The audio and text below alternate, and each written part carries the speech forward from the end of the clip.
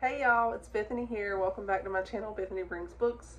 I am excited to be doing a video today about talking about my favorite Christian fiction books. So I have been thinking about doing this for a while now, and then I recently watched Oshina do a video talking about the best Christian fiction books. I'll try to remember to link it here, but she was just basically talking about her favorite ones. And it was kind of a reminder that I've been meaning to do something like this for a while now, and I was just trying to think of some video ideas and something a little bit different than another reading update because I've been doing a lot of them lately. I thought I would just talk about some of my favorite Christian fiction books. These are some of the best Christian fiction books in my opinion, at least of the ones that I have read. So let's get started, guys.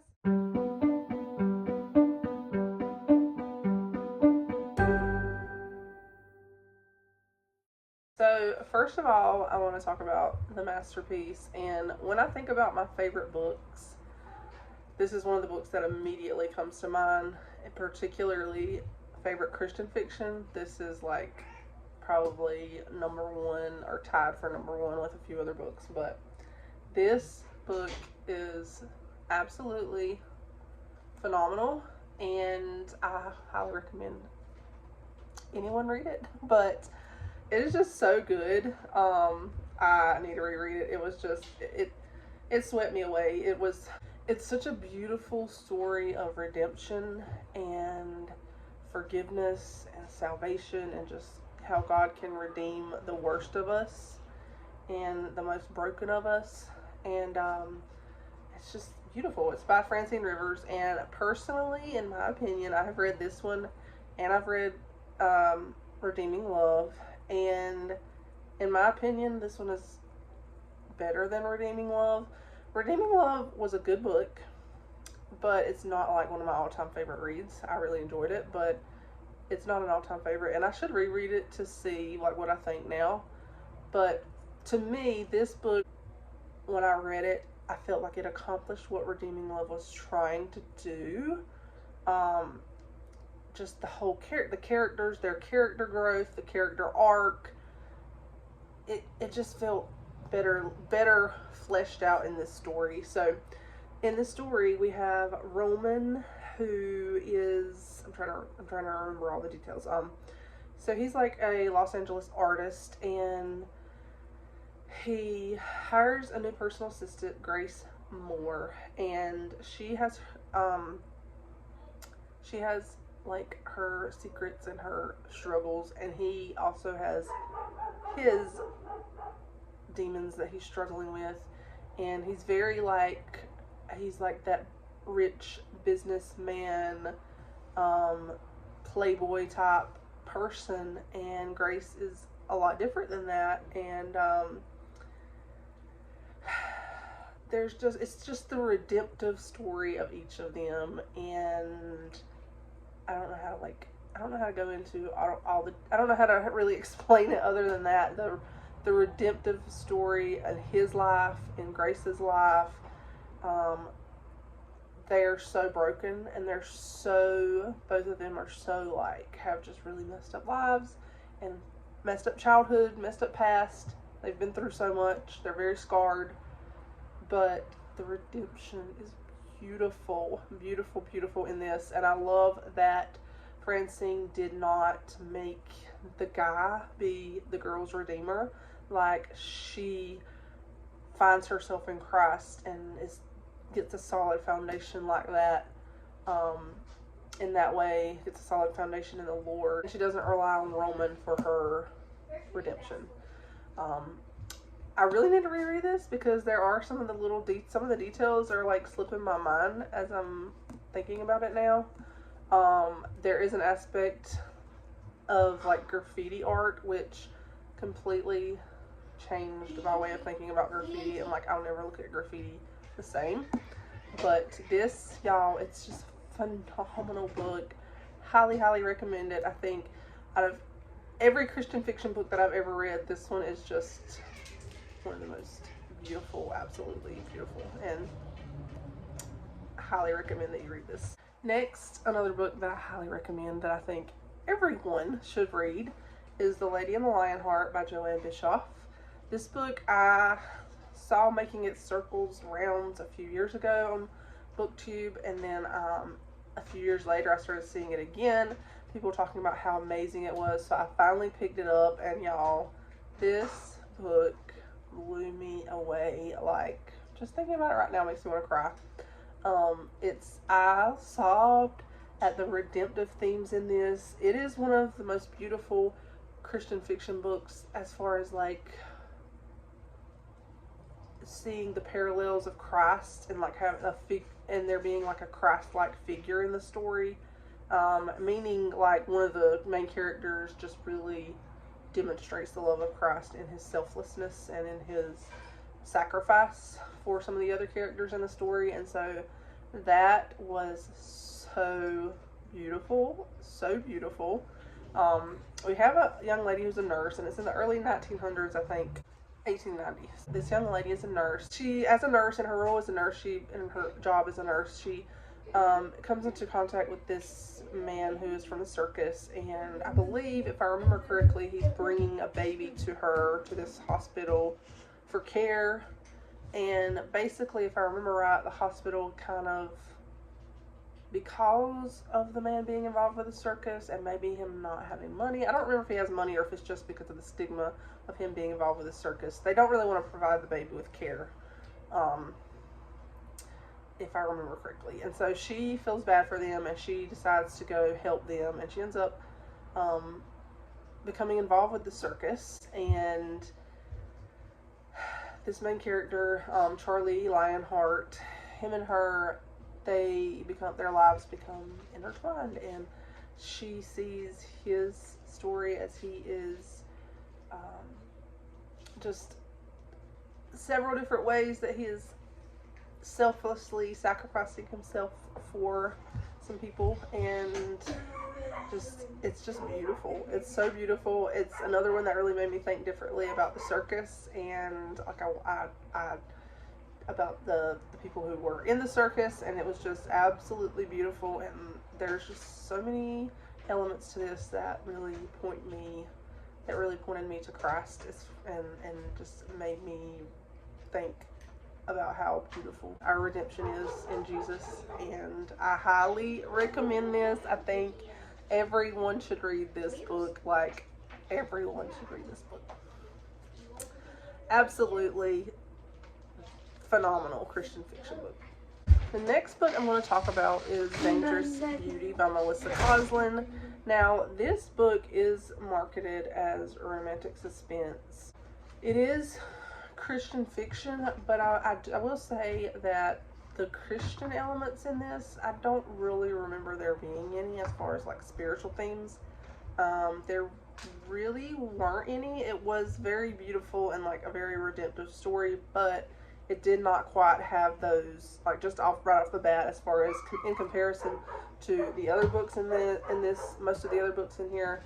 This one, as for the spiritual elements, were very light, not really there at all, but it is still a very, very beautiful, beautiful story of redemption, and really focuses on a very important topic, in my opinion, and that is human trafficking. And in the very start of the story, we see a young lady who is in danger of being trafficked, and this man spots her at like a truck stop or a gas station or something, and he realizes what's going on because he has a past, has ties to people higher up that are working against, like, trying to prevent human trafficking. So he sees the signs and he rescues her, and basically he marries her to keep her from being trafficked. There's this whole circumstance behind that situation of what happens, but he's very like much focused on I'm trying to keep this from happening to you, because he has a past and a history, and just he has his reasons for doing this and being passionate about this. And so we see them, and she's trying to unravel the mystery of who he is, and he's trying to protect her, but also he's starting to get feelings for her, but he's very much like, no, I'm not gonna push myself on her at all. He closes himself off very much, and she's trying to figure out what's going on. And then there's also this whole element of the human trafficking side and all of that going on, and it's super fast paced. Like, this is a book that when you pick it up, you're not going to want to put it down. It's I don't know how she does it, but Melissa Koslin writes in a way that you just want to keep reading. Like, every chapter ends in a way that you want to keep reading the story to see what's going to happen next, but it's also not unbelievable or overdone or like just for hype. Like, she just writes that way. It's so well done where you just want to keep reading. And Merrick is the main male character in here. He's probably one of my favorite main male characters of all the books that I've read. I love him. At least from what I remember. It's been a while since I read it, so I need to reread it. But this one was really, really good, and I love Melissa Koslin's writing style. Like, I would love to see more books by her. I know she's released 2 traditionally Christian fiction published, and then some indie published, and I think I just saw where she's going to have another one soon. So this is a book that I can't recommend enough. I know some people don't like to read about human trafficking, but this book is just, it really opened my eyes. Next, this book, Walking on Hidden Wings. This book, I would say probably this one and the one I just talked about have the least faith in them. I remember the faith elements being pretty light in this, but I believe there are some there, but it is pretty light as far as I recall, if I remember correctly. But this book is an absolutely amazing book. I love Rachel Scott McDaniel's writing style. I fell in love with it after I read this, and I read this book in one sitting, which was crazy, y'all, because I don't typically do that, and this was like one of the first books that I ever did that with. I've only done it with a handful, but this book just kept me, I just couldn't put it down. It's kind of like Melissa Koslin's book. Like, I wanted to see what was going to happen next. So this is set in the 1920s, and there is a young lady who, she recently entered a marriage of convenience, but as the story goes on, you see that it was also kind of started out as a marriage of convenience, but as they got, you'll see some flashbacks, and you start to realize that there was also some affection there as well.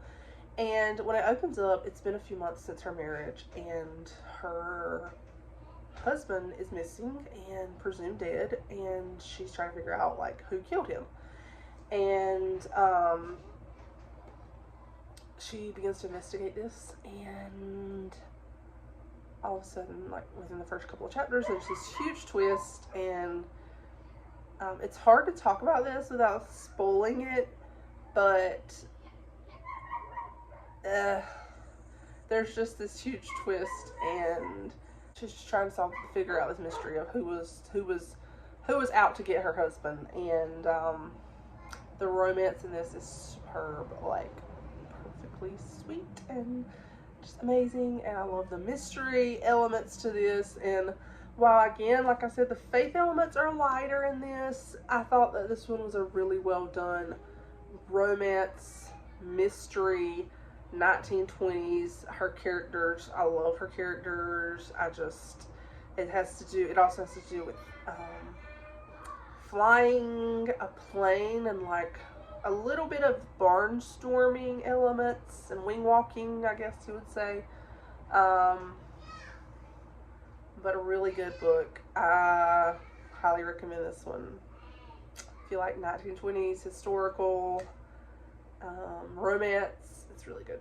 Next, I'm going to talk about a book that I will put a picture up here. I have it, but right now I'm in the process of trying to move some of my books out of my bedroom so I can paint, and I don't know where it's at right now. It's in a stack of books somewhere. So anyway, we're going to talk about oh Lord, I can't remember the name. It's by Rachel Fordham. Where the Road Bends, I think, is the name of it. I'm gonna have a picture up here. So I think it's Where the Road Bends by Rachel Fordham. And this book really was probably the biggest surprise on this list for me, because I've read some Rachel Fordham and they were okay.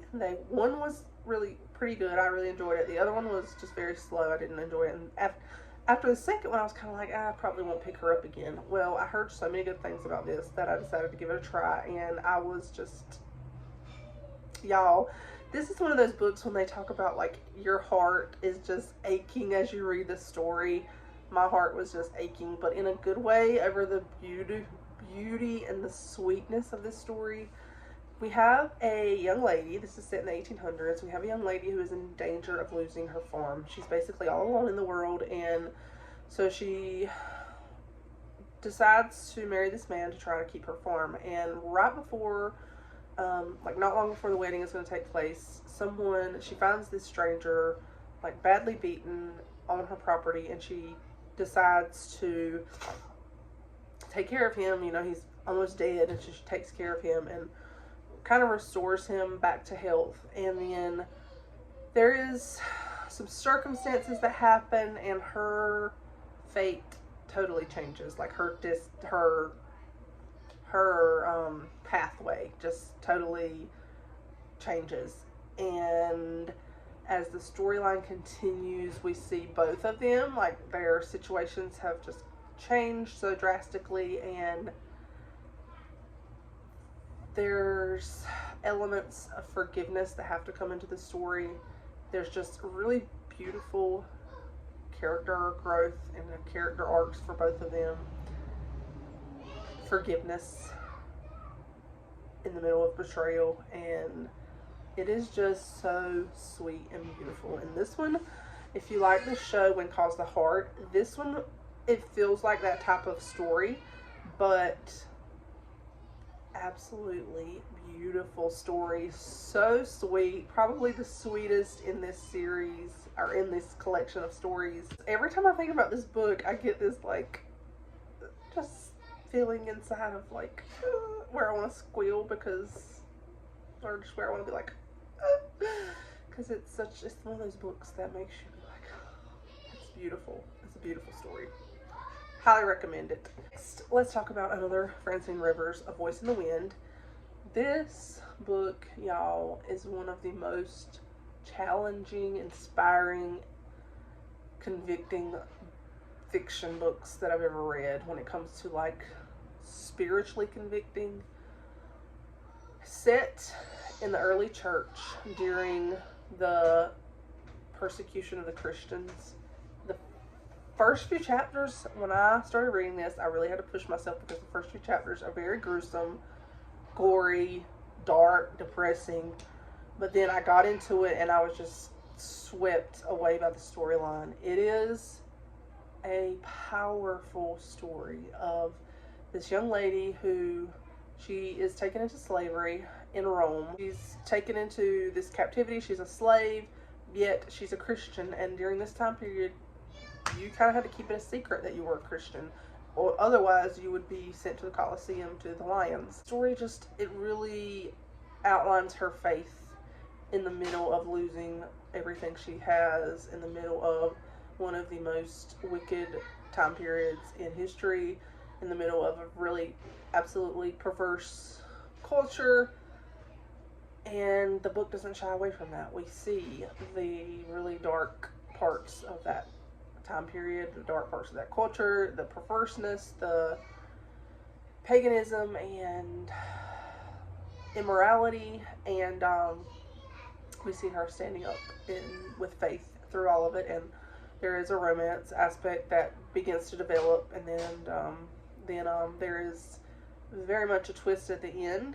But I know the next book, I have not read the rest of the series, y'all. I need to, but they're so thick, and I needed a break after I read this one, but I really want to read the rest, and I want to reread this one before I read the rest, so we'll see if I get to it, but I really want to reread it. It inspired my faith so much. It really transformed the way I thought about my faith in the early church and Christian persecution and Christian, just our faith as a whole as Christians. This one is so powerful, such a powerful story, like beautiful, powerful, convicting story. Highly recommend this one. Next, we got two more. Next, let's talk about Midnight's Budding Morrow by Carolyn Miller. This is a book that I really wish I could get more people to read and talk about. I know it's not a book that's going to be for everyone, so that's probably one thing that might keep people from picking it up. It's sort of like gothic fiction. It has the darker elements. It has a very dark storyline, painful storyline. I wouldn't recommend reading it if you are like if you're in the mood for something happy and just fluffy. This is not the story for you. This definitely explores some very intense aspects of depression, suicide attempt, loss, grief. It's really beautifully done. It is a marriage of convenience. This woman ends up having to marry this man who is an alcoholic and just very much a reprobate. He's like, she's like kind of horrified at the prospect that she has to marry him. But after they marry, he is sent away to the war and he becomes a Christian. And so when he returns home, he's changed, he's transformed, but he still struggles spiritually. He still struggles with the alcohol, like not falling back into alcohol addiction. He struggles with his anger issues. He has anger issues. And I think my thing is that I love how we see that. We see that he is a Christian, but he's still struggling. And we see her life has just been, she's been basically swept away to this isolated castle with a husband that she doesn't know anything about and that she doesn't get along, that, they're kind of at odds. She's very lonely. She's depressed, and we see her depression, and we see her go through a loss and grieve that, and she goes through some really, really dark days. And the reason that I love this so much is because all of that is so beautifully written, and I feel like it's so important for us to have more books that discuss things like that discuss the depression and the struggles and the fight, and just the struggles that some people have with their mental health and with depression. And even as Christians, it can be a struggle, and we have to fight those battles in Christ. And so it's just a beautiful, beautiful story. I highly recommend this one. Next book on this list, and this is actually the last book, and the most recent read for me, is Gold Digger by Skylar J. Kent. This is what I would classify as grittier Christian fiction. So I read this in one day, and I was just like one sitting, and I was just really blown away by this. I loved it. This is going to be a series, and I'm really excited about the next one in the series. I think it's going to have some really good topics. I think it's going to have some gritty, hard-hitting topics, dealing with some much-needed discussions. But I love this because it deals with some things that I don't see a lot in fiction or Christian fiction. There's a young lady who is struggling with chronic illness, and she has an illness that she basically is exhausted, in pain a lot. It's like a chronic is it autoimmune? I don't remember if it's autoimmune, but it's like a chronic, very debilitating illness. And she ends up entering in a marriage of convenience with this man who is a very rich playboy who is set to inherit his parents' whiskey company. He's not a Christian. She is. He's very involved in that, like, just a very different lifestyle than her. And she, through their marriage of convenience, he begins to see her showing the love of Jesus. He is very bitter and scarred and just has a past that is, he needs hope, he needs peace, and she is able to show him the love of Christ. She's able to show him the faithfulness of Christ through her life, and he gets to that place where he doesn't understand her faith, but he's awed by it, I guess. And it's just beautifully redemptive. We see his redemption story and her struggle with her illness and just the questions of where is God when we're hurting, where is God when we're suffering, and why God allows suffering. And it was just really well done, really well done. I appreciate the faith elements in this and just the discussions about suffering and grief and where God is when we're suffering and why God allows suffering.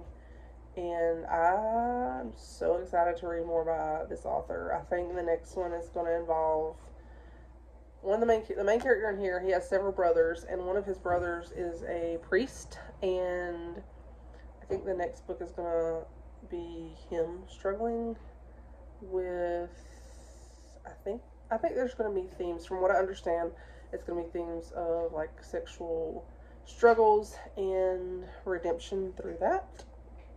So I'm really looking forward to that one. But yes, this is a indie published or self-published maybe, and I just thought it was really good. I really, really liked it very much. So there you go, guys. Those are some of my absolute all-time favorite Christian fiction books. I hope that y'all can check some of these out. I hope that you get some recommendations from this. I know some of these are very popular here on Booktube, and some of y'all have read these. A lot of y'all have read these. Some of these have been read, I'm sure, by a lot of y'all, and but maybe there's some of them that you've been thinking about reading, and maybe this will just inspire you to go ahead and pick them up. So let me know in the comments, what is your all-time favorite Christian fiction book? I would love to know. Maybe I could get some recommendations, or maybe we have a similar taste. But anyway, guys, thank y'all for watching, and I'll talk to you later. Bye!